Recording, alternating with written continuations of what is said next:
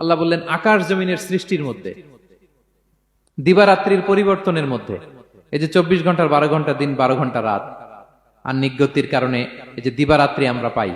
এই পৃথিবীটা তার অরবিটে, কক্ষে যেমনি ঘুরে, আবার পৃথিবীটা তার অক্ষেও ঘুরে। যে আপনারা যারা ক্রিকেট খেলছেন এরকম স্পিন বল করেন না? হ্যাঁ, কমন পড়ছে? স্পিন বল করলে বলটা কিভাবে যায় বলেন তো? ঘুরতে ঘুরতে যায়। তো পৃথিবী যখন সূর্যের চারদিকে কক্ষে ঘুরে, ওই ঘোরার মুহূর্তে সে নিজে স্পিনিং হইতে থাকে, ঘুরতে থাকে। ওই স্পিন হইতে তার এক পিঠ থেকে আরেক পিঠে ঘুরতে তার 24 ঘন্টা সময় লেগে যায়। ওইটার কারণে দিবারাত্রি হয়। 12 ঘন্টায় আমরা দিন পাই, 12 ঘন্টায় আমরা রাত পাই। আল্লাহ বলেন এই দিবারাত্রির পরিবর্তনের মধ্যে নিদর্শন আছে।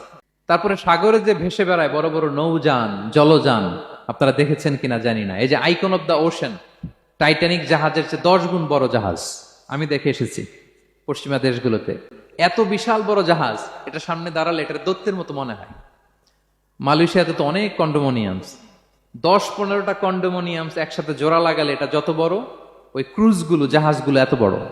এক একটা জাহাজের ভেতরে 3000-4000 হোটেল রুম আছে, 8-10টা রেস্টুরেন্ট আছে, ফুটবল স্টেডিয়াম আছে, থিম পার্ক আছে, বিশাল একটা এন্টায়ার সিটি।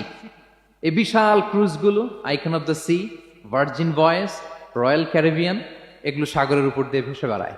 আল্লাহ বলে বল ফুল কিল্লাতি তাজরি ফিল বাহরি বিমা ইয়ানফাউন নাস, সাগরের উপরে বিশাল বড় বড় ক্রুজগুলো ভেসে বেড়ায়। এর মধ্যে নিদর্শন আছে।